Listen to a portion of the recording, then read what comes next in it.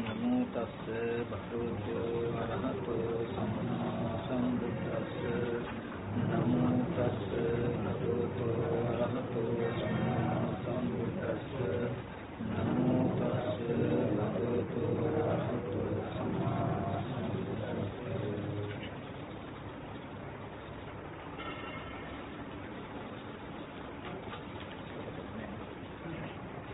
එතකොට මේ ප්‍රශ්නේ ටිකක් තියෙනවා. මොකද මේ පටිච්චසමුප්පාද ධර්මය කියන්නේ නේද? ඒකද ප්‍රශ්නේ තින්නේ නැත්තම්. අපි එතෙන්දී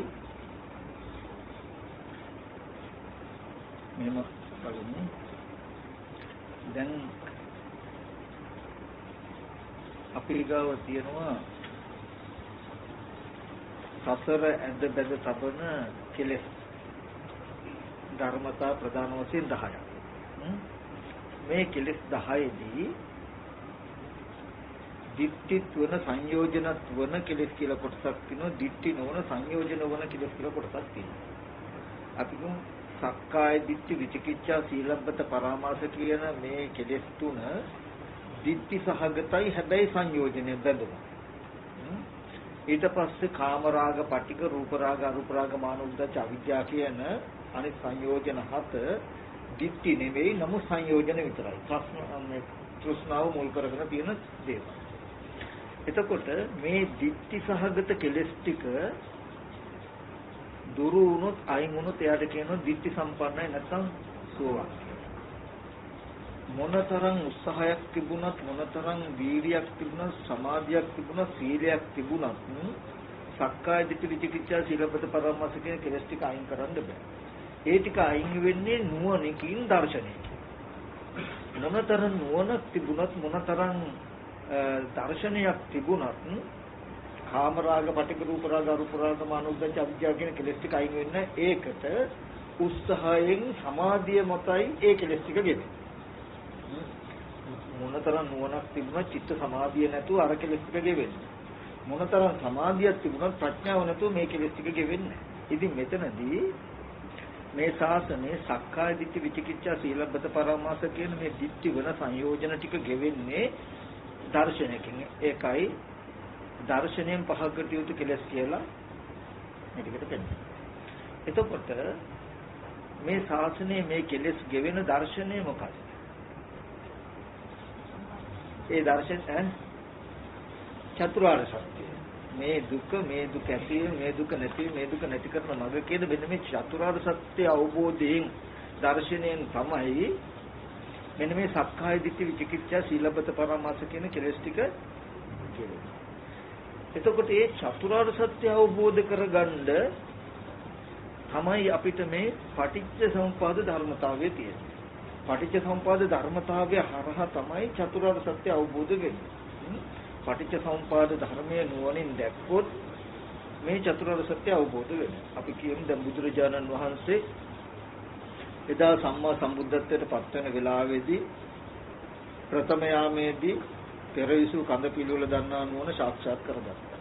මධ්‍යම යාමේදී සත්‍යංගී චතුප්පාත දන්නා නුවණ සාක්ෂාත් කරගත්තා. පස්චම යාමේදී බුදුරජාණන් වහන්සේ පටිච්ච සමුප්පාද ධර්මතාවය අවබෝධ කරගත්තා. බෝසතාණන් වහන්සේට බෝධිත්වයේ මුලදී හිතුණලු අනේ මේ සත්‍යය ලෙඩ වෙනවා, මැරෙන, මහලු වෙනවා, මරණයටපත් වෙනවා, නොයේ විදිහේ දුක් දුම්නස් විඳිනවා.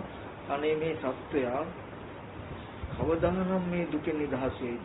ඇත්තට මේ සත්‍යය මේ දුකටපත් වෙන්නේ ඇයි, මොකක් නිසාද කියලා හිතුණා. හිතනකොට බෝසතාණන් වහන්සේට නුවණට අවබෝධ වුණා මේ ඉපදීම නිසායි මේ සියලු දුක් ටික තියෙන්නේ. ඉපදීම ඇති වෙන්නේ කොහොමද? භවය නිසා, භවය ඇති වෙන උපාදානක නිසා මේ විදිහට අනුපිළිවෙලින් අවිද්‍යාව දක්වාම ගිහිල්ලා ඊට පස්සේ අවිද්‍යාව ඉඳන් ආපහු ප්‍රතිලෝමව ජරා මරණ දක්වාම ආවට පස්සේ තමයි එහෙනම් මේ ජරා මරණ දුක ඇති වෙන්නේ මෙන්න මේ නිසා නේද කියලා පටිච්චසමුපාද ධර්මතාවය පැහැදිලි වුණා. අන්න ඒ පටිච්චසමුපාද ධර්මතාවය අවබෝධ වීමෙන් තමයි චතුරාර්ය සත්‍ය අවබෝධ වුනේ. චතුරාර්ය සත්‍යයෙන් තමයි සක්කාය දිට්ඨි විචිකිච්ඡා සීලබ්බත පරාමාස කියන කෙලෙස් ටික. ඒ කෙලෙස් ටික දිහා හොඳට බලන්න. සක්කාය දිට්ඨි කියලා කියනකොට සක්කාය කියලා කියන්නේ මේ පංච උපාදාන ස්කන්ධය. නැත්නම් රූප වේදනා සංඥා සංඛාර විඥාන කියන ස්කන්ධ ටික ඒ ස්කන්ධ ටික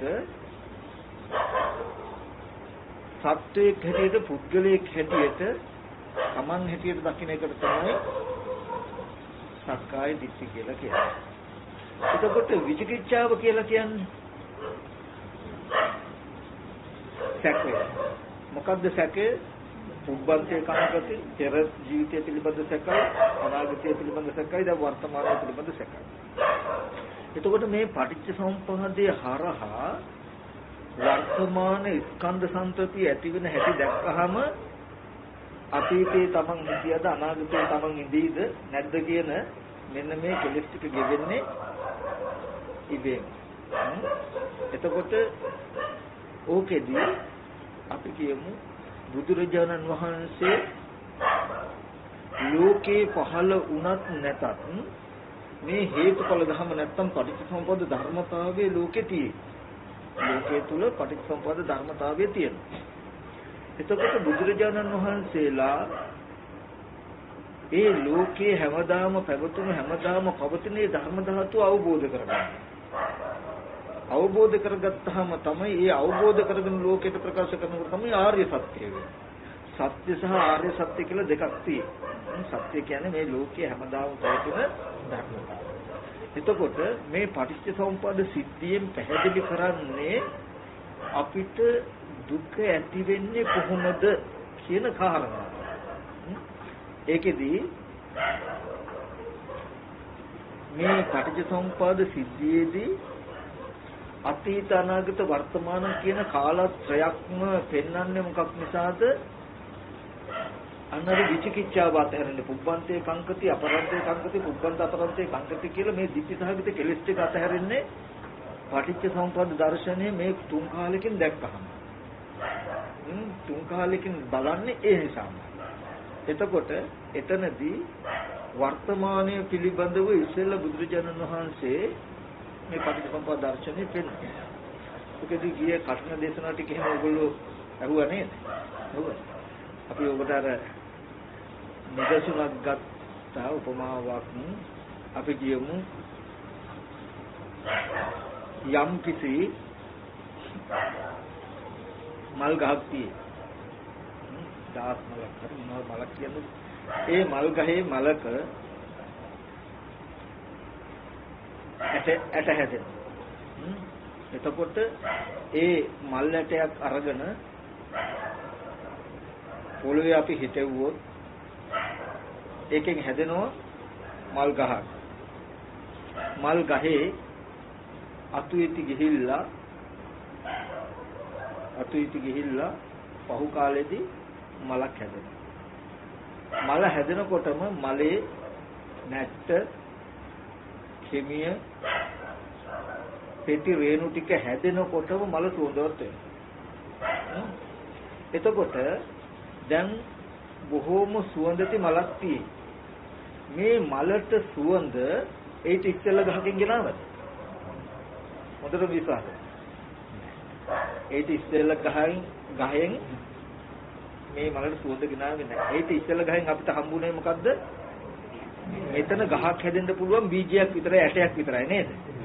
ඒ ඇටේ පෙර අනිත් ඒත් ඉස්සෙල්ලා මල් ගහේ මලක හැදුණු මල් ඇටේ හේතු වුණා මොකේද?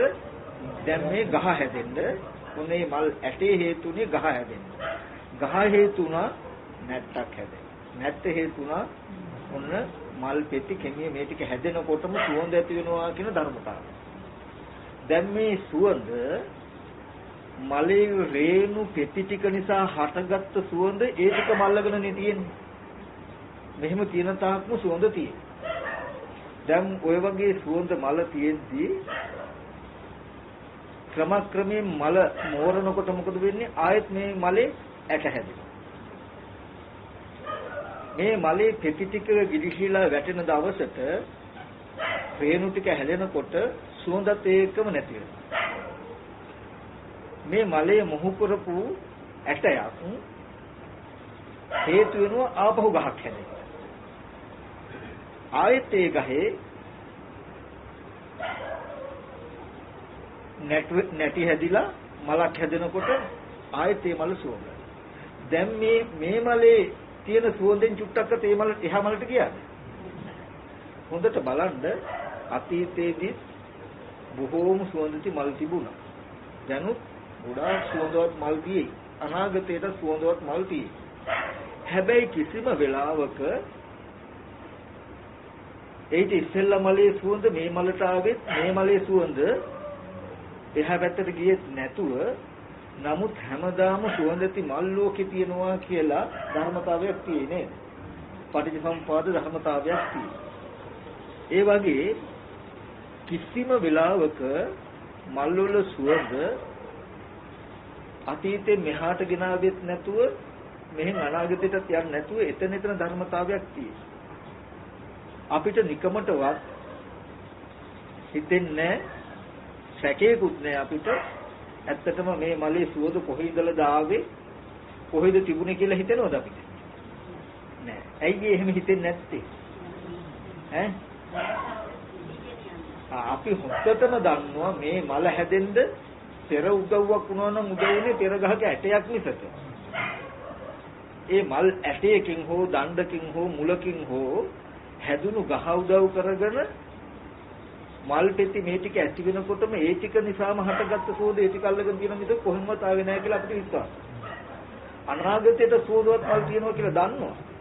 ඒත් අපිට හොඳටම පැහැදිලි විශ්වාසයි මේ මලේ සෝද නම් යන්නේ. ආපහු යන්නේ කොහොමද? මේ ගහේ මල් ඇටයක් හෝ නැත්නම් පොලයක් හෝ දණ්ඩක් හෝ තමයි පැලවිලා තව ගහක් හැදෙන්නේ ඒ ගහේ නේද? ඒ උපමාවෙන් වගේ මලයේ සුවඳට උපමා කළේ මම අපි අද ලෝකේ ජීවත් වෙන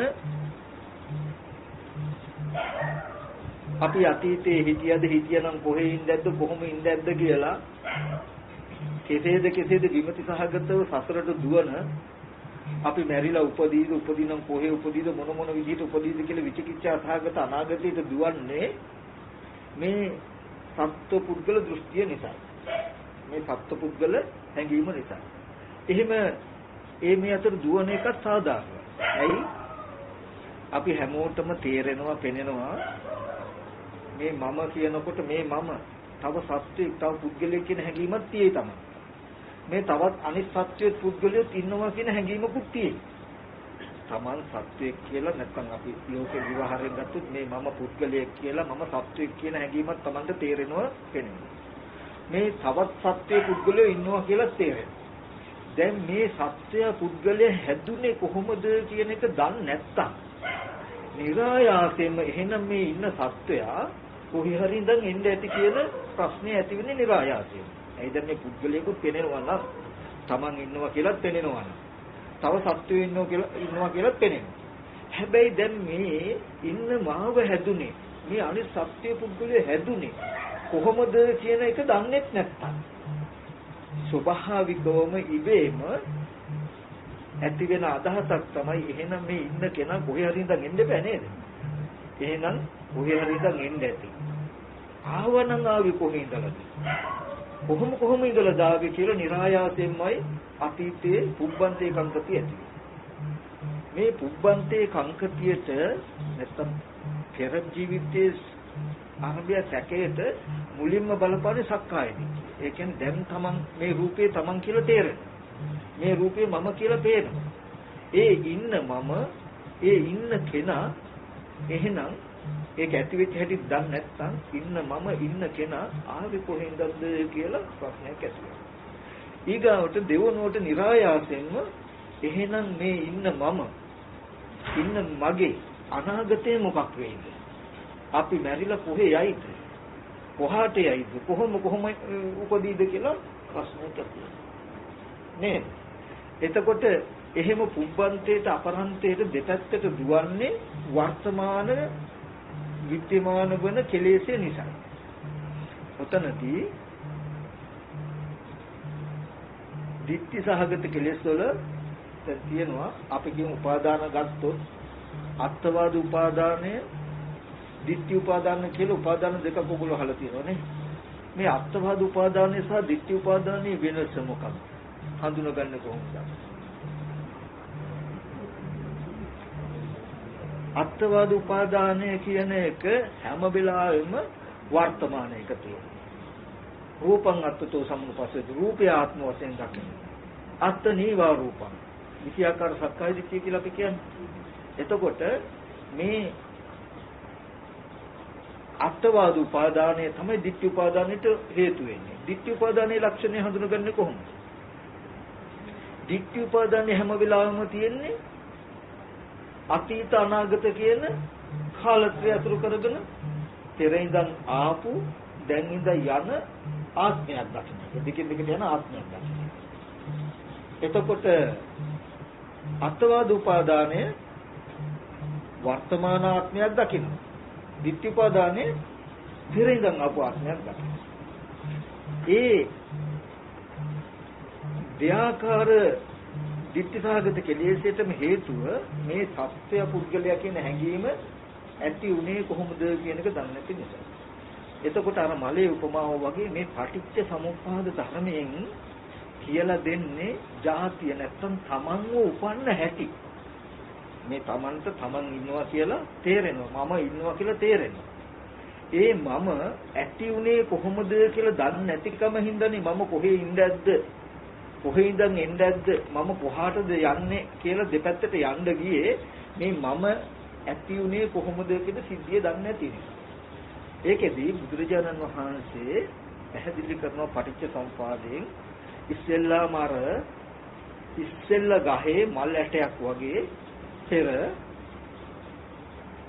පෙර අවිද්‍යාව නිසා පුඤ්ඤාභි අපුඤ්ඤාභි ආනිජ කුසල සහගත අකුසල සහගත කර්ම රැස් කරගත්තා. ඒ ටික දකින්න අපි අර උපමාවේ අනිත් මල් ගහේ මලක හැදුණු මල් ඇටේ වගේ බීජය වගේ දකින්න අවිද්‍යාව පත්‍ය සංඛාරා කියනකොට පෙර ජීවිතයේ කරපු කුසල හෝ අකුසල කර්ම. ඒ මල් ඇටේ පොළොවේ හිටෙව්වහම ඒක පැලවෙලා ගහක් හැදිලා ඒ ගහ අතු බෙදුනා වගේ දකින්න විඥාන පත්‍ය නාම රූප නාම රූපච්ඡ සලආයතන කියන දේ. ඒ කියන්නේ අවිද්‍යා කර්ම ටික දකින්න මල් ඇටේ වගේ බීජ වගේ ඒකෙන් හටගත්ත ගහ වගේ දකින්න මල් ගහ වගේ දකින්න මේ විඥානයේ රූපෙට වැටගෙන කය සවිඥානික වෙලා ඇහැ කන දිවනාසය ශරීරය කියන මේ ටික හැදෙනවා. හැදෙනකොට මලක් පිපිලා අතු හැදිලා ඒ අතු වල මල් පිපෙනවා වගේ ඇහැ කන දිවනාසය ශරීරය තමයි අතු. ඇහැට රූපයක් ගැටෙනකොට ඊට අනුගතව විඥානයේ ඉපදිලා චක්කු සම්පස්සයෙන් වේදනාව ඇති වෙනවා. කනට ශබ්දයක් ගැටිලා සෝත ස්පර්ශය නිසා වේදනාව ඇති වෙනවා කියන මෙන්න මේ ධර්මතා පහ දක්වාම විඥානයේ රූපයකට දැසගෙන කය සවිඥානික වෙලා ඇහැ කන දිවනාසය ශරීරය හැදිලා ඒකට බාහිර අරමුණු ගැටිලා අරමුණු විඳින රූපයක් විඳින්න රූපයක් සද්දයක් විඳින්න පුළුවන් තැන දක්වාම දකින්න පෙර කර්මයට විපාක ස්කන්ධ ටික එහෙම නැත්නම් මොකද්ද අර මල් ගහේ මලක් පිපුණා වගේ මලක් පිපුණාම ඒ පිපෙන මලට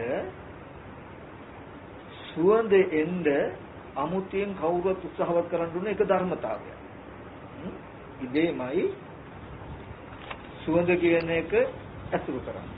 ඒ වගේ මේ ආයතන ටික නිසා ස්පර්ශයෙන් අරමුණු වල වේදනාව ඇති වෙන මට්ටම එනකොටම අවිද්‍යාව දුරු නොකළ මනසකට ස්වභාවයක් ඒක රස විඳ ගැනීම අනුව බලන තණ්හාව ඇති වෙනවා කියන්නේ. මේ ඇති වෙන තණ්හාව මේ මලේ ඇති වෙන තණ්හාව මලේ පෙට්ටි ටිකම අල්ලගන්න.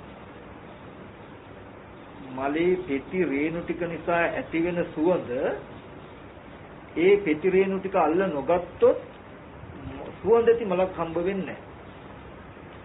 පෙති රේණු ටික නිසාමයි මලේ සුවඳ හමන්නේ. ඒ සුවඳ ඒ පෙති රේණු ටික මල්ල ගත්තාම මල සුවඳයි. ඒ වගේ මේ ඇහැ කන දිව නාසය ශරීරය නිසා උපදින තණ්හාව මම කියන හැඟීම ඒ ටිකම අල්ලගත්තාම අපිට ඇහැ කන දිව නාසය ශරීරය ආවම මම වගේ පෙනෙනවා. දැන් මේ ඇහැ කන දිව නාසය ශරීරය කියන ටික පෙර කර්මයට විපාක වශයෙන් ලැබුණු ස්කන්ධ ටික. ඒ ස්කන්ධ ටිකේ ඇත්ත නොදන්නාකම නිසා ඒකයි වේදනාපච්චය තණ්හා කියලා කියන්නේ මේ අරමුණු විඳිනකොට අරමුණු රස විඳ ගැනීම අනුව බලන තණ්හාව නිසා ඒ අරමුණු ටිකම මේ සිත අල්ල ගන්නවා. මේ තණ්හාව මේ ආයතන ටිකටම දැස ගන්නවා. ඒකයි සාකෝ පනේසා තණ්හා කත්ත උපජ්ජමන උපජ්ජති කත්ත නිවිසමන නිවිස. ඒ තණ්හාව කොහෙද උපදින්නේ කොහෙද පවතින්නේ? චක්කුන් ලෝකේ පිය රූපං සාත රූපං නිත්‍යසා තණ්හා උපජ්ජමන උපජ්ජති එත නිවිසමන නිවිසති. ඇහැ ලෝකේ ප්‍රියයි මధుරයි තණ්හාව උපදින්නේ එහි පවතින්නේ එහි. උපදිනවා සහ පවතිනවා කියන ධර්මතා දෙකක් තියෙනවා. අංගට කියන්නේ දර කූටු දෙකක් එකට අතුල්ලනකොට ඒ ඇතිල්ලීම නිසා ගින්නක් ඉපදුනොත් දැන් දර කෝටු දෙක උදව් වුණා උපකාර වුණා ගින්න හට ගන්න. හැබැයි හටගත්ත ගින්න ඒ දර කෝටු දෙක අල්ලගත්තේ නැත්තම් ගින්නට පවතින්න බෑ. එතකොට මොකද වෙන්නේ? නිවෙනවා. දර කෝටු දෙක අතුල්ලනකොට දී දඬු දෙක අතුල්ලනකොට රත් වීම නිසා හටගත්ත ගින්න ඒ ගින්න උපදවන්න හේතු වෙච්ච දඬු දෙකම අල්ලගත්තොත් ඒ දඬු දෙක නිසා උපන්න ගින්න ඉපදුණු ගමන් මේ දඬු දෙකම අල්ලගත්තොත් ගින්න නිවෙන්නේ නැහැ පවතිනවා. කොච්චර කාලයක් පවතිනවද? අර දඬු දී කැලි දෙක තියෙන තාක් පවතිනවා. දැන් ගින්නට දර උපාදානයි කියලා කියනවා. ඒ වගේ මේ ඇහත් රූපය දෙක නිසා අපිට මම කියන හැඟීම ඇති වෙනවා. ඒ ඇති වෙන හැඟීම මම කියන හැඟීමට මම කියන්නේ කවුද කියලා මේ ඇහැම රූපෙම පෙන්වනවා. දැන් කවදාවත් දැකලා නැතුව මේ රූපේ දකින්නකොටම අපිට මම කියන හැඟීම ඇති වෙනවා. මම කියන්නේ කවුද කියලා ආයෙත් මේ රූපෙම පෙන්වුවොත් අපිට මේ රූපයේ ඇතිතාවක්ම මම කියන එක පවතී. කන ශබ්දයක් නිසා මම කියන හැඟීම මේ ශබ්දේ කාගේද මගේ කියන හැඟීම ශබ්දය නිසා මගේ ශබ්දය කියන එක ඇති වෙනවා. මගේ ශබ්දය කියන්නේ මොකද්ද කියලා ශබ්දෙම පෙන්වනවා. හැමදාම තමන්ගේ රූපේ, තමන්ගේ ශබ්දේ, තමන්ගේ ගන්ධය කියලා මේ ශේත්‍රය කහුවේ. ඒ කියන්නේ මගේ රූපේ කියලා බලන්ද හැඟීම ඇති වෙන්න උදව් වුනේ මේ ඇහැයි රූපයයි දෙකම. ඊට පස්සේ අපි එහෙම කිව්වොත් දැන් මෙහෙම දකින්නකොටම මට හිතෙනවා මේ රූපේ දකින්නකොටම දුරකතනේ කියන හැඟීමක් ඇති වෙනවා. කාටද ඇති වෙන්නේ? අපිට ඇති වෙන දුරකතනේ කියන හැඟීම ඇති වෙන්න තිබුණු රූපෙටම ආපහු තිබුණු දුරකතනේ කියන්නේ මොකද්ද කියලා ආයෙත් ඒකම පෙන්වනවා. මේක දකින්න තාක්ම දුරකතනේ කියන එක පෙනෙයි අපිට. මම කියන එක තේරෙනවද? දැන් අපි කියමු වෙන භාෂාවකින් කෙනෙක් මේක දිහා බැලුවොත් එයාට දුරකතනේ කියන හැඟීම එනවද? නැහැ. දැන් මේක දකින්නකොට ඒකෙන් තේරෙනවා මේ එකම රූපේ දකින්නකොට මට දුරකතනේ කියන එක ආවා. තව භාෂාවකින් කෙනෙකුට ටෙලිෆෝන් එක කියලා ආවනම්, තව කෙනෙකුට වෙන අදහසක් ආවනම් දැන් මේ ටික මේක දකින්න මට්ටම එකයි, නමුත් දැනගන්න මට්ටම වෙනස්. දැන් මට මේ අරමුණ දකින්නකොට දුරකතනය කියන හැඟීම ඇති වුණාම ඒ හැඟීම ඇතිකරන්න හේතු වෙච්ච රූපේම අපව අල්ලගත්තා. මේ රූපය ඇතිතාවක් මට දුරකතනය කියන හැඟීම තියෙනවා. ඊට පස්සේ දුරකතනය කියන නම සිහි වෙනකොට මේ රූපෙ වෙන්නේ. රූපෙ වෙනකොටම මට නම සිහි වෙනවා. අපි කියමු දැන් මේ රූපය දකිනකොටම අපිට මුනිදාස මහත්තයා කියලා හිතෙනවා. දැන් කාටද හිතෙන්නේ?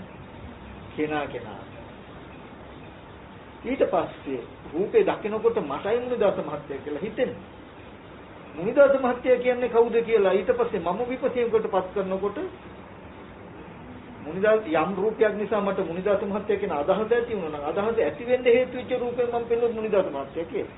මේ රූපය ඇති තාක් මට මුනිදාස මහත්තයා කියනවා. එතකොට මුනිදාස මහත්තයා කියන නම උපදින්න සහ පවතින්න මේ රූපේ උපකාර වෙලා තියෙනවා. තේරුණා?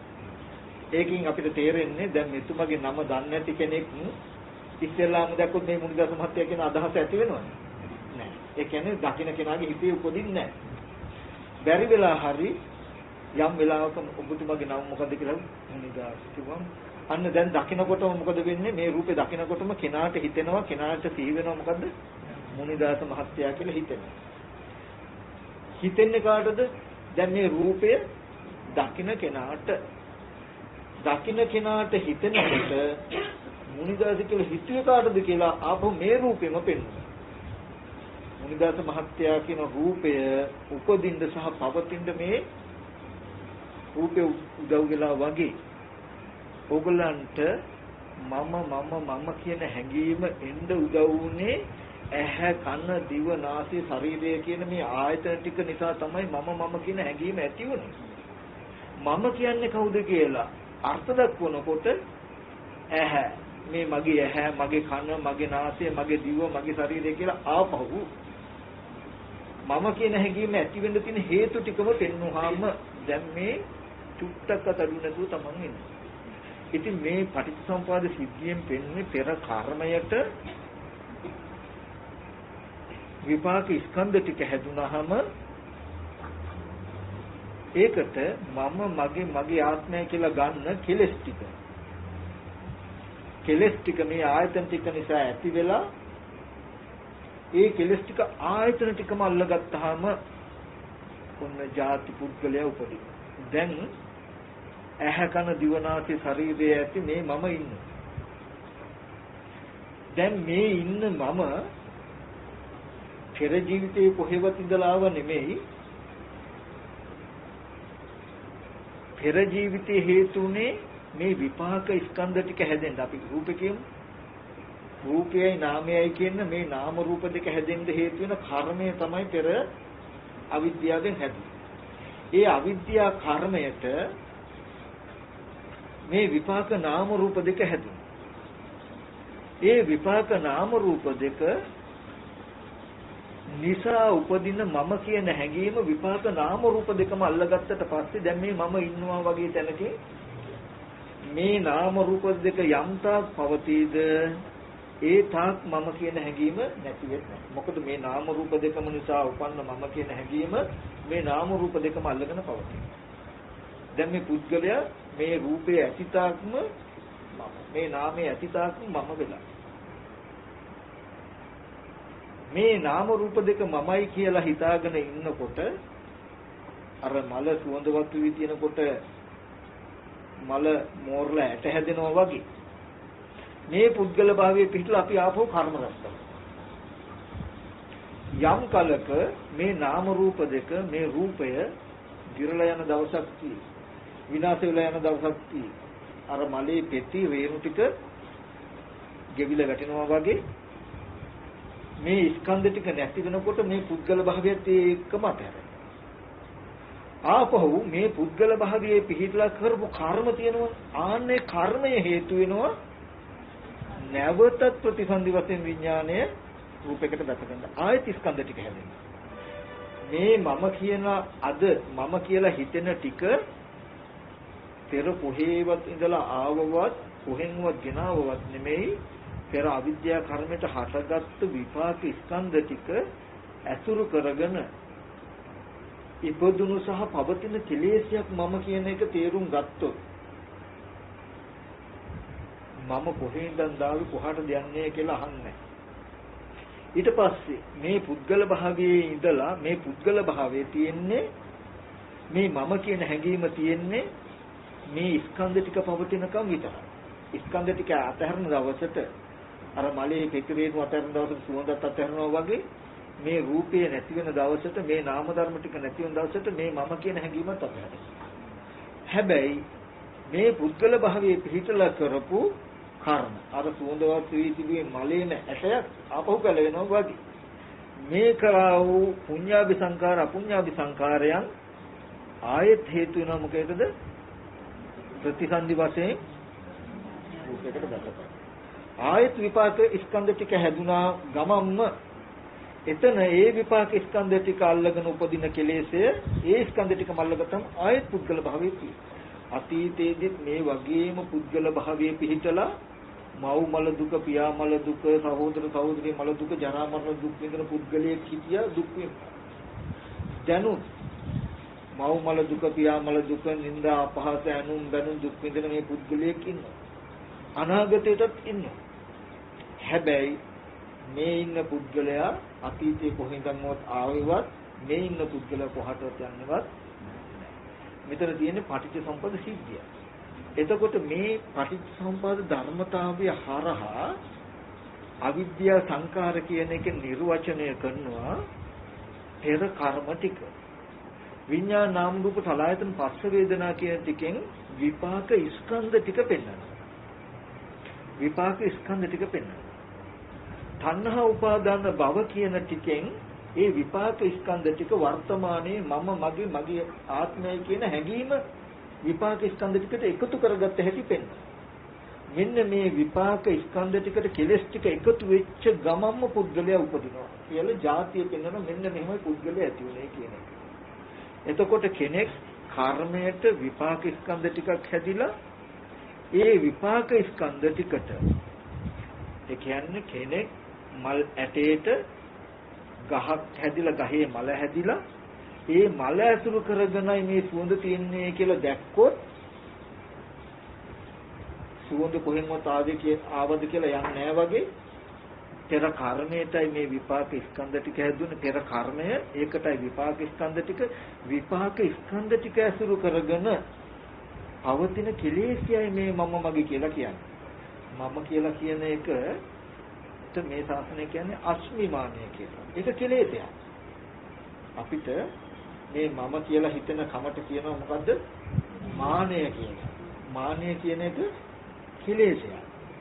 මගේ කියලා හිතන එකට කියනවා ඒත් මානය. ඒක කෙලෙසයක්. මේ මම මගේ කියලා හිතෙන ටික මාන කියන අනුසය. මානේ නැමැති අනුසය කියන ධර්මතාවය මුල් කරගෙන පවතින ක්ලේශ ගතිය.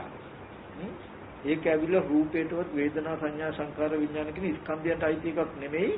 ඒ කියන්නේ මේ සුවඳ කියන එක මලේ පෙති වලටවත් රේණු වලටවත් ඒ ඔක්කොම සම්බන්ධ වෙලා තියෙන කෙමියටවත් නැට්ටටවත් අයිති එකක් නෙමෙයි සුවඳ. හැබැයි ඕව නැතුවත් සුවඳ පවතින්නේ. ඒ වගේ මේ මම කියන හැඟීම රූප වේදනා සංඥා සංකාර විඥාන කියන ස්කන්ධ පංචකයෙන් එකකටවත් අයිති නැති ඒව නැතුවත් පවතින්නේ නැති ධර්මතාවය. එතකොට මෙන්න මේ පටිච්චසමුප්පාද සිද්ධිය පෙන්වන්නේ ඔන්න ওই ටික පෙන්වනවා. ප්‍රධානම දේ තමයි මොකද්ද? ලෝකයට තමන්ව පෙනෙනවා. ඒ කියන්නේ මම ඉන්නවා කියලා පෙනෙනවා. හැබැයි මම ඇති වෙච්ච හැටි දන්නේ නැති නිසා මම ආවේ කොහෙන්ද? කොහාට යයිද කියලා මේ වගේ පූර්ව අපරාන්තයට දුවනවා. ඒ හින්දා එයා කවදාවත්ම මේ මම කියන කෙලෙස්ය නැති කළ ජරා මරණ දුකෙන් නිදහස් වෙන ප්‍රතිපදාවක් හම්බ වෙන්නේ. එයා හැම වෙලාවෙම කර්ම රැස් කරගෙන කර්ම කරමින් ආපු යන පුද්ගලෙක්ව දකින්න කම නිසා පටිච්චසමුප්පාද සිද්ධියෙන් පෙන්නනවා මම කියන ධර්මතාවය කියන එක ධර්මතාවයක්. ආපු ආත්මයක් නෙමෙයි. මෙන්න මෙහෙමයි ඒක හැදුනේ කියලා කර්මය පෙන්නලා ඒකට විපාක ස්කන්ධ ටික පෙන්නලා විපාක ස්කන්ධ ටික ඇසුරු කරගෙන පවතින කෙලෙසයක් මේ කියන එක පෙන්නලා මේ පෙර කර්මයට හටගත්තු විපාක ස්කන්ධ ටික පිළිසිඳ දැක්කොත් මෙන්න මේ මම කියන හැඟීම ගෙවා දාන්න පුළුවන්. මේ ජරා මරණ දුක් විඳින පුද්ගලයා නැති කරන්න පුළුවන්. ඔකදී අපිට තව කාරණාවක් පැහැදිලි කරගන්න ඕනේ. ඒ තමයි ඔයගලන්ට හිතෙන්න පුළුවන් විඥානයේ නැත්තම් සිතක් රූපයට දැසගත්ත පමණකින්ම මේ පුද්ගලයෙක්ගේ ඉපදීම වුණා කියලා. එහෙම වෙන්නේ නැහැ. විඥානය එහෙමනම් විඥානයේ සත්‍යය වෙනවා. විඥානයේ රූපයට දැසගත්ත ගමන්ම කෙනෙක්ගේ ඉපදීම වෙන්න නම් එහෙනම් විඥානය තමයි කෙනා වෙන්නේ. එතකොටම ආත්මයි. විඥානයක් නැත්තම් සිත රූපයට දැසගෙන කය සවිඥානික වෙලා යෑම් ඒම් කීම් කිරීම කරන්න පුළුවන් හිතන්න පුළුවන් පමණකින් ඒ පුද්ගලයා නෙමෙයි. ඒ නාම රූප දෙකේ පැවැත්ම ධර්මතාවය. ඒ නාම රූප දෙක මම මගේ ආත්මය කියලා ගත්ත කෙලස් ටිකටයි පුද්ගල භාවයේ තියෙන පුද්ගල භාවයේ දුක තියෙන. මේ හිත කය දෙක සක්‍රියව පවතින තැනක නෙමෙයි අපිට ජරා මරණ දුක තියෙන්නේ. මේ හිත කය දෙක පුද්ගල භාවයෙන් ඇසුරු කරන තැනකයි. මම ඔකට නිදර්ශනක් හැටියට කියන්නේ වර්තමානයේ දියුණුයි ඔය රොබෝ යන්ත්‍ර හදලා තියෙන්නේ. එතකොට ඒ රොබෝලට අපි මොන හරි වැඩක් කිව්වොත් ඒ කියප එක කරන්න පුළුවන්. අපි වචනයක් කතා කළොත් වචනෙට වචනේ උත්තරක් දෙයි. අපි තේකක් හදලා දෙන්න කියලා කිව්වොත් ගිහිල්ලා තනියම හිතලා තේකොළ දාලා සීනි දාලා තේකක් හදාගෙන ගෙනල්ලා දෙයි. හිතන්නත් කියන්නත් කරන්නත් පුළුවන්. නමුත් රොබෝට හිතෙනවද මේ මම කියලා? මේ මගේ කියලා හිතනවද? නෑ. එහෙම හිතුවේ නෑ හිතුනේ නෑ කියලා වැඩ කරන්න බැයිද? පුළුවන්. ඒකම වැඩ කරන තව රොබෝ කෙනෙක් කැඩිලා වැටුනොත් අනේ අරයා මරුණා කියලා දුක එනවද? ඈ නැත්තම් බැන්නොත් මට බැන්නා නේද හින්ට එකක් ගැහුවා කියලා ලැජ්ජ වෙන පුද්ගලයෙක් ඒ තුල ඉන්නවද? නෑ. නමුත් මේ රොබෝ යන්ත්‍රයට ඉදිරියට හම්බෙන හැම අරමුණක් එක්කම ගනුදෙනු කරගෙන ජීවත් වෙන්න බැයිද? පුළුවන්. පුළුවන් නේද? අන්න ඒ වගේ රහතන් වහන්සේ කියලා කියන්නේ. ඈ දැන් අර රොබෝ යන්ත්‍රය බලන්න හිතන්නත් පුළුවන්. එයාට කියන්නත් පුළුවන්, කරන්නත් පුළුවන්.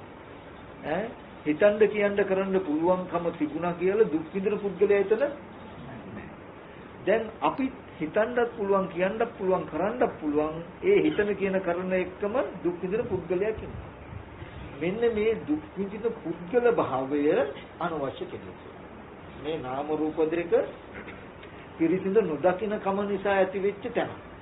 අපි සත්‍ය පුද්ගලයා කියලා ආත්ම වශයෙන් පූර්වාන්තයට අපරාන්තයට දුවන්නේ මේ නාම රූප දෙකේ පැවැත්ම නිසා නෙමෙයි. ඒ කියන්නේ හිතන්න පුළුවන්කම, කියන්න පුළුවන්කම, කරන්න පුළුවන්කම නෙමෙයි මේකේ දෝෂේ. ඒ හිතන කියන කරන දේ මමයි හිතන්නේ, මමයි කියන්නේ, මමයි කරන්නේ කියලා මමයනේ කරන තැනයි කෙලෙස්. රහතන් වහන්සේ රොබෝ යන්ත්‍රයකයි තියෙන්නේ පොඩි වෙනස. මොකද්ද?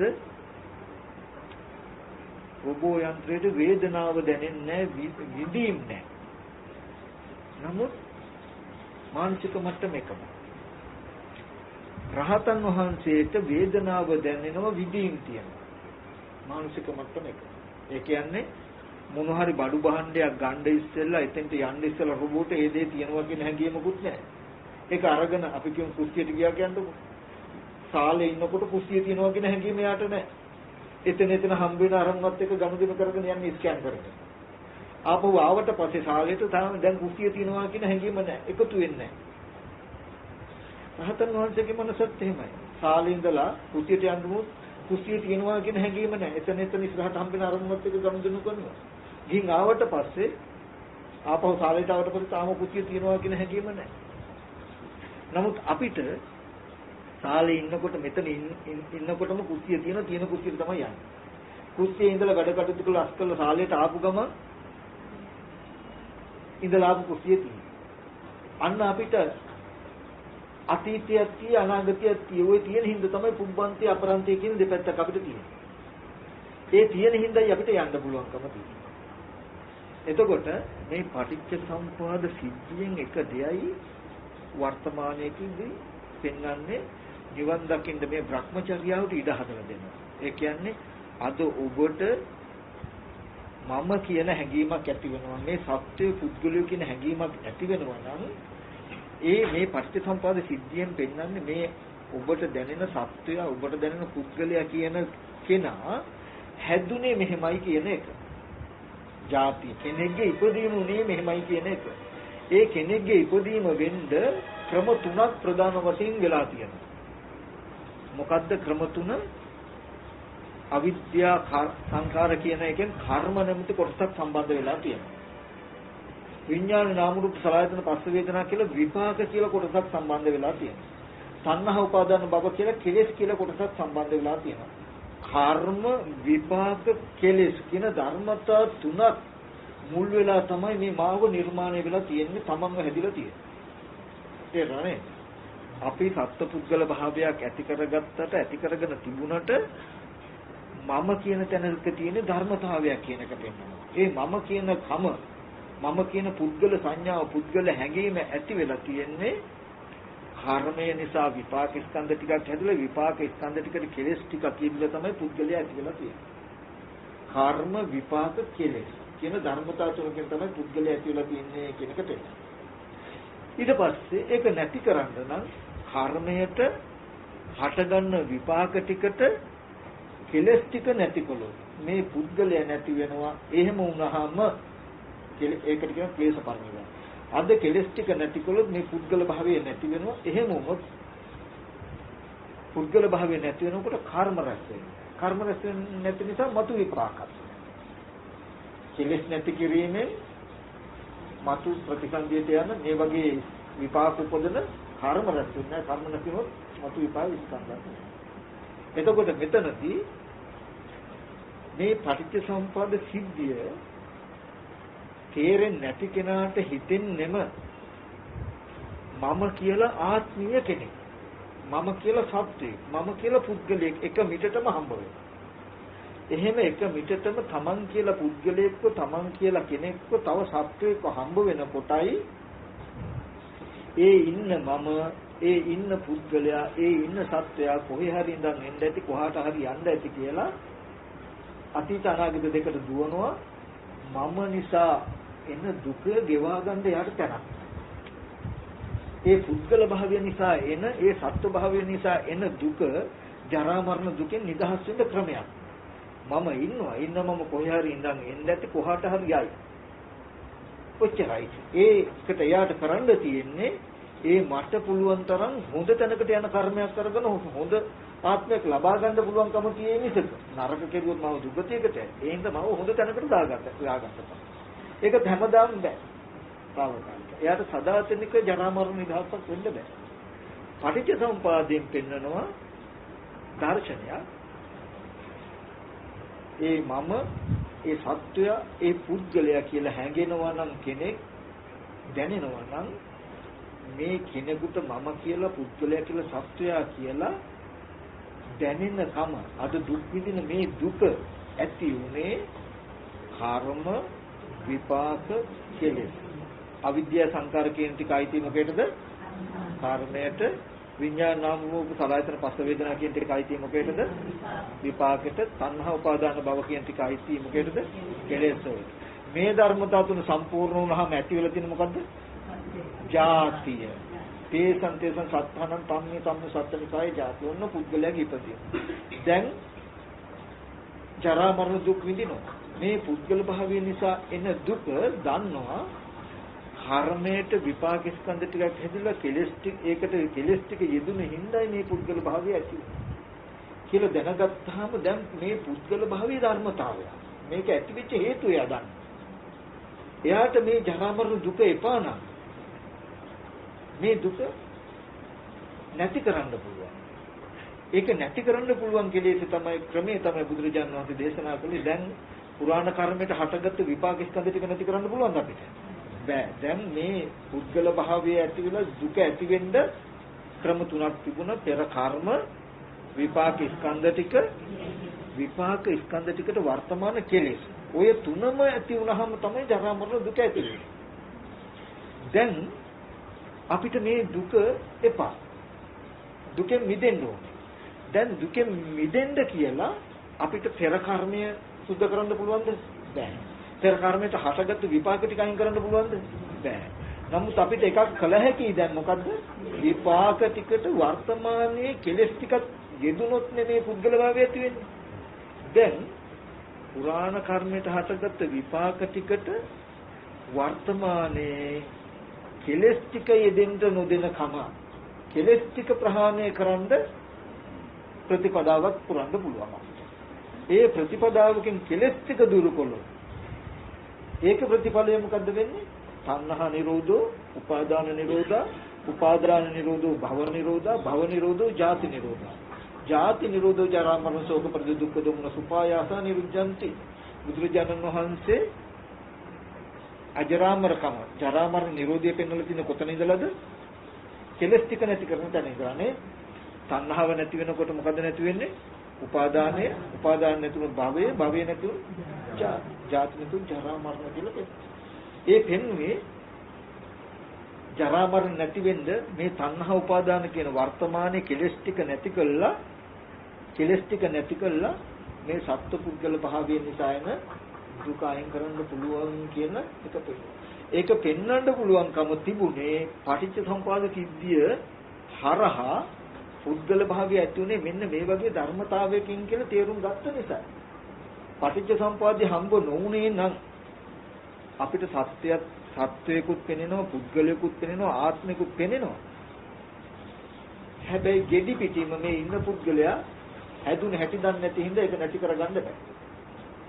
දැන් මේ පටිච්ච සමුප්පාද સિદ્ધාන්තයෙන් අනාගතයටත් පෙන්නනවා.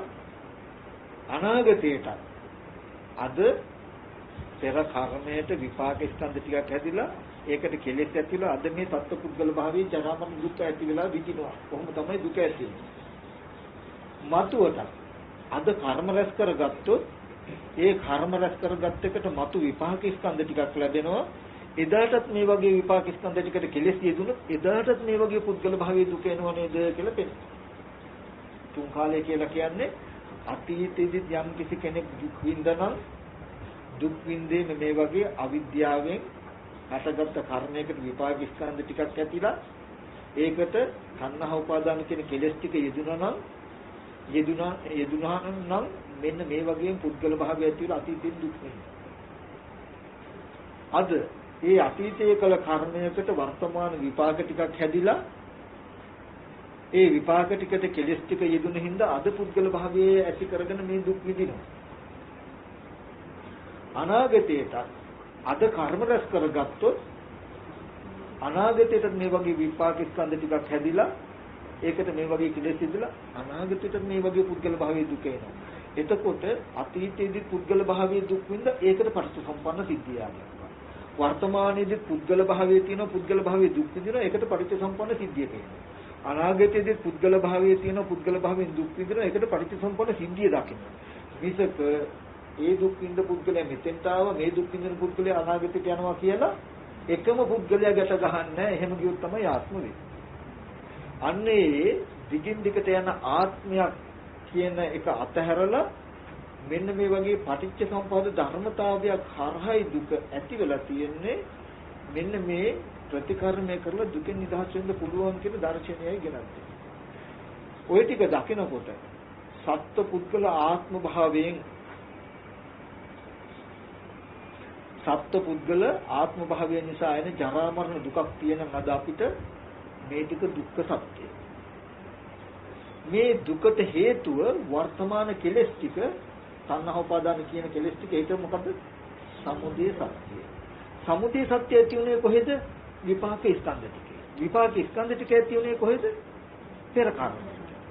පෙර කර්මයයි විපාක ස්කන්ධ ටිකයි සමුදය සත්‍යයට දාන්න එපා. හොඳට බලන්න පෙර අවිද්‍යා කර්මයට විපාක ස්කන්ධ ටික ඇති වෙනකොට ඒ විපාක ස්කන්ධ ටිකට තණ්හා උපාදාන කියන කෙලෙස් ටික ඇති වෙච්ච නිසා දුක ඇති වුණා නම් දැන් ජාති ජරා මරණ කියන දුක් ටික දකින්න කොහෙද? දුක්ඛ සත්‍ය හැටියට. දුකට හේතුව තණ්හාවයි කියලා කියන්නේ තණ්හාව නිසායි උපාදානය වෙන්නේ, උපාදානය නිසායි භවය හැදෙන්නේ. මේ උපාදාන වෙලා භවය හැදෙනවා කියන වැඩපිළිවෙලේ මුල් වෙලා තියෙන තණ්හාව නිසා වන තණ්හාව කියන කෙලෙස්ය නිසා දුකට හේතුව තණ්හාවයි කියලා කියන්නේ. දුකට හේතුව තණ්හාවයි කියලා කියන්නේ කෙලින්ම තණ්හාවෙන්ම දුක හදන නිසා නෙමෙයි. තණ්හාව අරමුණු උපාදාන කරනවා. උපාදානය නිසා භවය හැදෙනවා. ඒ නිසා දුක එනවා. එතකොට මේ දුකට හේතුව මොකද්ද? තණ්හාව. නැත්තම් තණ්හා උපාදාන කියන කෙලෙසිය තමයි සමුදය සත්‍ය. ඒ සමුදය සත්‍ය කොහෙද පිහිටලා තියෙන්නේ? කොතනද ඇති වෙලා තියෙන්නේ? විපාක ස්කන්ධ. ඔක ඕගලන්ට ඕනනම් බලන්න මහා සතිපට්ඨාන සූත්‍රයේ ධම්මානුපස්සනාවේ චතුරාර්ය සත්‍ය බලන්න. ඒකේ සමුදය සත්‍ය කියන එක කොහෙද තියෙන්නේ, කොහෙද ඇති වෙන්නේ, කොහෙද පවතින්නේ කියන එක පෙන්නනවා. ඔය ආධ්‍යාත්මික ආයතන හර බාහිර ආයතන හය, විඥාන හය, ස්පර්ශ හය, වේදනා හය, සංඥා හය, චේතනා හය, විතක් හය, විචාර හය කියලා හයේ කාණ්ඩ 10ක් වෙනවා. 60ක් වෙනවා. එතකොට ජාති ජරා මරණ ශෝක පරිදේව කියලා පෙන්නපු ටික මොකේද මොන සත්‍යෙදයිති? දුක්ඛ සත්‍යය. තණ්හා උපාදාන භව කියන කෙලෙස් ටිකයිති මොකේදද? සමුදය සත්‍යයට. විපාක ස්කන්ධ ටික මොකේද මොන සත්‍යෙදයිති? ඒක සත්‍යයකට දාන්න බෑ. ඒක හේතුඵල දහම. සමුදය නැත්තම් තණ්හාව පැවතුනේ ඉපදුනේ පැවතුනේ මෙන්න මේ විපාක ස්කන්ධ ටික. ඒ කියන්නේ තණ්හා උපාදාන කියන ටිකට තණ්හා උපාදාන කියන කෙලෙස් ඇති වෙන්න තනක් තියෙන්න එපා. විපාක ස්කන්ධ ටික නිසායි දුක ඇති කරන හේතුව ඇති වෙනවා. දුක ඇති කරන හේතුව ඇති වෙච්ච තැන පෙන්වන්නයි විපාක ස්කන්ධ ටික තමයි. විපාක ස්කන්ධ ටික ඇති උනේ මොකෙන්ද? කාරණේ. විපාක ස්කන්ධ ටික ඇති වෙච්ච හේතුව පෙන්නයි කර්මය පෙන්වන්නේ. කර්මය පෙන්වුව විපාක ස්කන්ධ ටික හැදුන හැටි පෙන්වන්නද, විපාක ස්කන්ධ ටික පෙන්වුව කෙලෙස් ටික ඇති වෙච්ච හැටි පෙන්වන්නද, කෙලෙස් ටික පෙන්වුව දුක ඇති වෙච්ච හැටි පෙන්වන්න. මොකද පැහැදිලි? දුකට හේතුව මොකද්ද? තණ්හා උපාදාන කියන කෙලෙස් ටික පෙන්න. වෙන මොකවත් පෙන්වලා තියෙනවද? කෙලෙස් ටික ඇති උනේ කොහෙද කියලා මොකද්ද පෙන්වන්නේ? විපාක ස්කන්ධ ටික. විපාක ස්කන්ධ ටික ඇති උනේ කොහෙද? කර්මය බලන්න. එතකොට දැන් අපිට පැහැදිලි කර්ම නිසා හටගත්ත කර්මේ නොවුනේ නම් විපාක ස්කන්ධ ටිකක් පෙනේ. විපාක ස්කන්ධ නොවුනේ නම් කෙලෙසියක් පෙනේ. කෙලෙසියක් නොවුනේ නම් දුක පෙනේ. ඒකෙදි දැන් කර්මයේ තිබුණු නිසා විපාක ස්කන්ධ ටික විද්‍යමානයි. ඒකට මුහුත් කරන්න බෑ. ඊට පස්සේ කෙලෙස් ටික නිසා දුක විද්‍යමානයි. අපි කෙලෙස් ටික නැතිකලුන් දුක පෙනේ. දැන් මෙතන සංවිකීපයක් තියෙනවා. හරිද? එතකොට මේ කෙලෙස් ටික නිසා වර්තමාන මේ දුක අයින් කළ හැකියි. කෙලෙස් ටික නැතිකල දුක අයින් කළ හැකියි. එතකොට පංච උපාදාන ස්කන්ධ දුක අයින් වෙනවා. තේසන් සත්තානං තම්මි සත්‍යනිකාය කියන දුක අයින් වෙනවා. හැබැයි කර්මයට හටගත්ත විපාක ස්කන්ධ ටිකත් අයින් වෙනවා. රහත් තුනත් ඒ විපාක ස්කන්ධ ටික පරිහරණය කරන්න වෙනවා. එතකොට කියනවා කය කෙලවර කොට දිවි කෙලවර කොට ඇති වේදනාවක් විඳින්න වෙනවා. මේ විපාක ස්කන්ධ ටික පරිහරණය කරනවා. තණ්හා උපාදාන කියන කෙලෙස් ටික නැති නිසා පුද්ගල භාවයේ එන ජරා මරණ දුක පුද්ගල භාවයේ නැති වුණොත් තියෙන ආනිසංස දෙකක් තියෙනවා. පුද්ගල භාවයේ තිබුණොත් ආදීනව දෙකක් තියෙනවා. මේ සත්ත්ව පුද්ගල භාවයේ තිබුණොත් තියෙන ආදීනව දෙක මොකද දන්නවද? සත්ත්ව පුද්ගල භාවය නිසා ඇතිවෙන ජරා මරණ ශෝක පරිදේ දුක් දුම්නස් විඳින්නත් වෙනවා. නැවත ප්‍රතිසන්දෙන්ට යන විදිහේ පුද්ගලයා පුඤ්ඤාභි අපුඤ්ඤාභි ආනිජ කර්මත් රැස් කරගන්නවා. දිට්ඨ ධම්ම සම්පරායක කියන මේ දෙකම කුරුම වෙනවා. තණ්හා උපාදාන කියන කෙලෙස් ආද නැතිකොලොත් ආනිසංස දෙකයි. මොකද්ද? දැන් සත්ත්ව පුද්ගල භාවයේ විඳින්න වෙන ජරා මරණ දුකත් නැති වෙනවා. පුද්ගල භාවයේ නැති නිසා නැවත ප්‍රතිසන්දිත යන කර්ම රැස් වෙන්නේ කර්මත් වෙන්නේ. ඒ නිසා එතකොට මෙන්න මේ වගේ ධර්මතාවයක් පෙන්වන්නයි බුදුරජාණන් වහන්සේ මේ පටිච්චසමුප්පාදේ සිද්ධියේ. එතකොට එයා පටිච්චසමුප්පාදේ තුන් කාලෙන් බලන්න කියලා කිව්වේ ওই විදිහට. මොකද්ද? පෙර කර්මයට විපාක ස්කන්ධ ටික හැදිලා ඒකට කෙලස් ටික යෙදුන හින්දා අද මේ වගේ ජරා මරණ දුකක් හැදුනා නම් අනාගතයට දුක ඇති වෙන්නේ මෙහෙම නේද? වර්තමානයේක අද කර්ම රැස් කරගත්තොත් මේ පුද්ගල භාවයේ තිබුණොත් අද කර්ම රැස් වෙනවා කර්ම රැස් වුණොත් නැවත විපාක අපි ඉපදෙනවා නෙමෙයි. මෙයා කෙලින්ම කර්මයේ පුද්ගල භාවයට ගන්න නැහැ.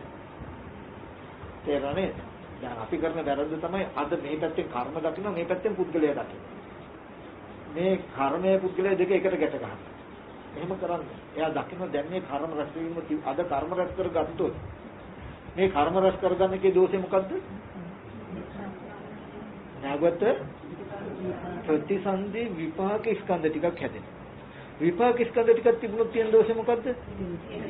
තණ්හා උපාදාන කියන කෙලෙස් ඇති වෙනවා. කෙලෙස් ඇති වුණොත් තියෙන දෝෂේ මොකද්ද? ආයත් සත්පුද්ගල භාවයේ දුක ඇති වෙනවා. මේ වගේ ජරා මරණ දුක හිස් නෑ නේද කියලා දකින්න. එතකොට අද මේ ජරා මරණ දුක් විඳින පුද්ගලයා වගේම අනාගතේ ජරා මරණ දුක කියන පුද්ගල භාවයේ දුක් විඳීමක් ලෝකේ තියෙනවා.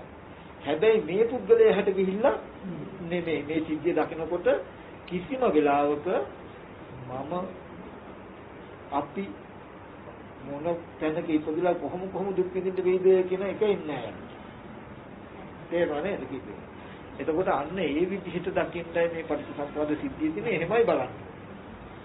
මෙතන මේ විදිහට සංදි වශයෙන් වෙන් කර මේ කර්ම වට්ටය, ක්ලේශ වට්ටය, විපාක වට්ටය කියලා වෙන් කරලා පෙන්වන්නේ මෙතන දුක අයින් කරන්න පුළුවන් තැන පෙන්වන්නේ. වර්තමාන කර්මය නිසා විපාක ස්කන්ධ ටික හැදුනා. විපාක ස්කන්ධ ටිකට කෙලෙස් යෙදුණු හින්දා දුක හැදුනා. එතකොට කර්මයට හම්බ වෙලා තියෙනවා ස්කන්ධ පරිහරණයේ දුක. කෙලෙස් වලට හම්බ වෙලා තියෙනවා පංච උපාදාන ස්කන්ධ දුක. පංච උපාදාන ස්කන්ධ දුක.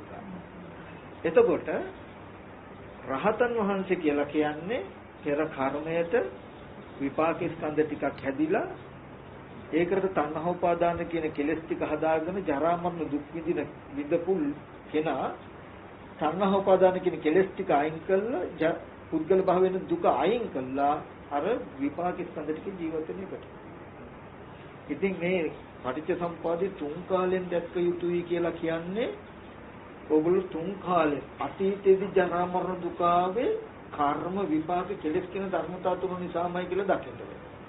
වර්තමානයේකද දුක එනවා නම් සත්පුද්ගල භාවයේ දුක එනවා නම් මේ දුක කර්මයකින් විතර දාන්න බෑ. මේ දුක කෙලෙසයකට විතරක් දාන්නත් බෑ. ඇයි ඒ? කර්මය නැත්තම් විපාක ස්කන්ධ ටිකක් හම්බ වෙනවද? විපාක ස්කන්ධ ටිකක් නැත්තම් කෙලෙස් හම්බ වෙනවද? කෙලෙස් හම්බ වෙන්නේ නැත්තම් දුක හම්බ වෙනවද? එතකොට එහෙනම් අපිට දුක කියන තැන හම්බ වෙන්න නම් සහේතුකව පෙන්වන්න වෙනවා. දුකට හේතුව කෙලෙස් ටික. කෙලෙස් ටික ඇති වෙච්ච භූමියක පෙන්වන්න බෑ. කෙලෙස් ටික ඇති උනේ විපාක ටික. විපාක ටික ඇති උනේ කර්ම. ඔන්න ඔය පටිච්චසමුපාද සිද්ධියේ අවිද්‍යාව විඳලා ජාති ජරා මරණ කියන තැන දක්වා තියෙන්නේ කර්ම විපාක කෙලෙස් ජරා මරණ දුක. එතකොට උත්තරයක් ආව ජරා මරණ දුක කියන එක දුක්ඛ සත්‍ය තණ්හා උපාදාන කියන කෙලෙස් ටික තමයි සමුදය සත්‍ය. තණ්හා උපාදාන කියන කෙලෙස් ටික නැතිකොලොත් ජරා මරණ ශෝක පරිදු දුක් දුම්නස් ටික නැති කරන්න පුළුවන්. මේ ආර්ය අෂ්ටාංග මාර්ගයේ දුක් නැති කරන ප්‍රතිපදාවයි කියන්නේ එහෙනම් පුරාණ කර්මයට හටගත්තු විපාක ස්කන්ධ ටික තුල තණ්හාව උපදින්න පවතින්න බැරි විදිහේ ඥාන දර්ශනයක් හදාගන්න ඕන. විපාක ස්කන්ධ ටික පිළිසිඳ දැක්කොත් මොකද වෙන්නේ? කෙලෙසයට ඉඩ නැහැ. කෙලෙස් ටික නැති වුණොත් මොකක් වෙයිද? තණ්හාව නිරුද්ධ වුණොත් දුක ජරා මරණ ශෝක දුක් දුම්නස් පායස නිරුද්ධ. චතුරාර්ය සත්‍ය කිව්වේ ජාති ජරා මරණ කියපු ටික දුක තණ්හා උපාදාන කියලා වර්තමාන කෙලෙස් ටික පෙන්වන සමුදය සත්‍ය. මේ තණ්හා උපාදාන කියන කෙලෙස් ටික නැතිකොලොත් ජරා මරණ දුක නැති වෙනවා. ප්‍රතිපදාව පෙන්වන්නේ සම්මා දිට්ඨිය කියලා එකට පෙන්වන්නේ මොකද්ද? අන්නර විපාක ස්කන්ධ ටික පිළිසිඳ දකින්න. ඉති රූපං ඉති රූපත සමුදයෝ ඉති රූපත අත්ංගමෝ කියලා ඉති වේදනාය සමුදය වේදනාය අත්ංගමෝ කියලා මේ පෙන්වන්නේ මොකද්ද පෙන්වන්නේ? විපාක ස්කන්ධ ටික පිළිසිඳ දකින්න. ඇයි මේ පිළිසිඳ දකින්නේ? විපාක ස්කන්ධ ටික පිළිසින් දකින්න මොකටද? අන්න එතකොට තණ්හා නිරෝධය කෙලස් ටික නැති වෙනවා. කෙලස් නැති වුණොත් මොකද වෙන්නේ? දුක්ඛ නිරුද්ධ වෙන නිසා මේ චතුරාර්ය සත්‍ය අවබෝධය තියෙන නිසා මේ විදිහට බලන්න. ඔන්න ඔය ටික දකින්නකොට පටිච්ච සම්පදාය හරහා චතුරාර්ය සත්‍ය තියෙනවා. එතකොට දර්ශනයක් ඇති වෙනවා යාට මේ වගේ දුක කියන එක පුද්ගල භාවය කියන එක දුක. ඒක පටිච්ච සම්පදාය කියලා දකින්නකොට අතීතයේ මම කියන්නේ මේ වර්තමාන මම ඉන්නවද? ඉන්නවනම් ඒ මම කොහෙන්ද ආවේ? මම කොහාට යයිද? කියලා මේ ජරා මරණ දුක අරබය පුද්ගල භාවයෙන් අතීත අනාගත දෙකට දුවන්නේ මේ පටිච්චසමුප්පාද සිද්ධිය දැක්කා. ඒක නොදකිනකොට කර්ම විපාක කෙලෙස් කියන මේ ධර්මතා ටිකක් නිසා නිර්මිත වෙච්ච ධර්මතාවයක් නේද මේ පුද්ගල භාවය කියලා නොදන්නා කෙනාම මම කොහේ හරි ඉඳන් එන්න ඇති මම කොහාට හරි යයි කියලා තුන් කාලෙට ගිහිල්ලා දුක් විඳිනවා. ඉතින් මෙන්න මේ සිද්ධිය පෙන්වන්න තමයි පරිස්සම්